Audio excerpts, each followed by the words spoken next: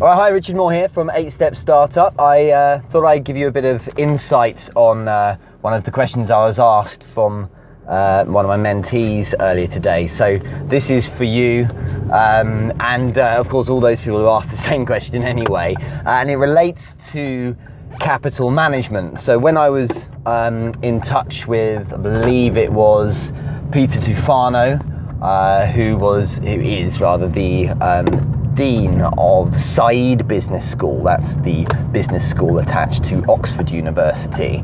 He said, as well as saying to me, look, cash is king, Richard, he also said that capital management is one of the first things he ever taught when he did fundamentals of finance. And what's important in there is the understanding that even if you have loads and loads of cash, you hear about these people who win the lottery and end up broke after a year. If you can't manage your money properly, then you're going to be in a position where you very soon run out of capital, and then you're back to the grind of the 9 to 5 because your startup business went under. I firmly believe one of the reasons why startup businesses don't make it, a lot of startup businesses don't make it, is really simple. It's because they don't, or the people running these startups simply don't manage their cash properly, and so the savings they put together or the funding they had to get things moving, it just dwindles and ends up being that they can't afford to pay the rent or whatever it might be, and as a result they're back to the grind, as I say. Now, one of the questions I was asked this week related to use of funds for this startup, but specifically around organising an event for their business to kind of help promote it.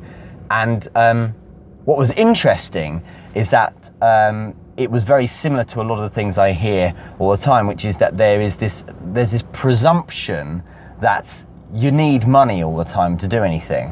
You know, I need to build a website, that's going to cost money. I need to do this or that or the other, that's going to cost me money. And you know, there's huge budget to put together, and there's this feeling that it's actually very expensive to build a startup business. It's not, it really isn't. The only time it is to think something's going to be really expensive is if you're manufacturing something that requires a lot of setup costs, in the sense that maybe you need machines and things like that.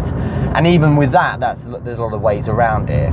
But for those that don't need, you know, to build a warehouse and whatnot as well, the reality is that there's a real good solution to having very little cash and needing to pay for things, and that's to use the brain you've been given and attack the issue with some creativity. And if you read The Everything Store by Brad Stone, which charts the meteoric success of Amazon and Jeff Bezos, you know, this idea of innovating your way out of problems and challenges is absolutely the attitude that should be taken. If you then read Ashley Vance's biography of Elon Musk, it's the same thing again. You know, yes, when he sold PayPal, he got you know, huge amounts of money, hundreds of millions of pounds or whatever, millions of dollars even, or what it may be. The reality is he spent it all on setting up his company, and then he had very little. And an example of him having to think creatively was he had no money for rent, so he had to ask people for favors. He probably slept on a few floors, and he made it happen by being creative. So it's a real simple solution. If what you need to do is be a bit more creative with how you go about doing things. One example, you know, which is probably fairly relevant to everyone, is if you've got a website and you need to have, or rather, if you need to build a website, well, you know, yeah, you could build it through the aid of a web developer, and that's ideal.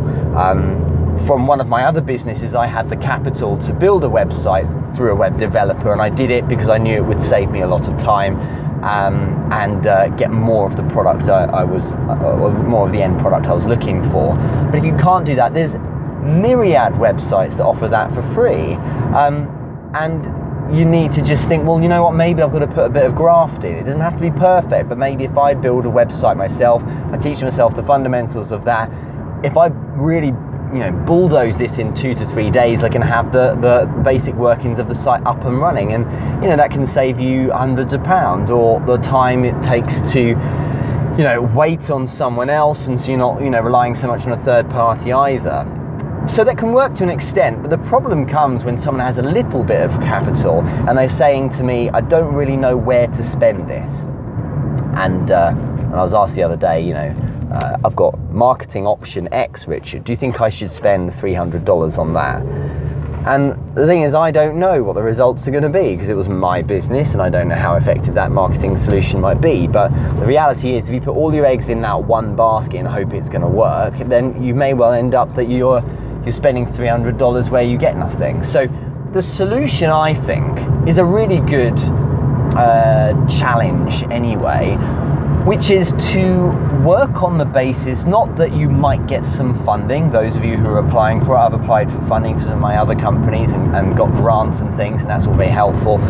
Don't rely on handouts, don't rely on being approved on a bank loan or anything, and also don't think too much about how much cash or reserves you might be able to put together. Try, first of all, acting as if the budget you have is zero. If the budget is zero, imagine that is your challenge. How are you going to react now? Okay, so how are you going to, you have to make this business work. How are you going to achieve that with zero funds? Okay, so now all of a sudden the landscape's different. Now all of a sudden you have to start thinking, well, how am I going to rephrase my proposition?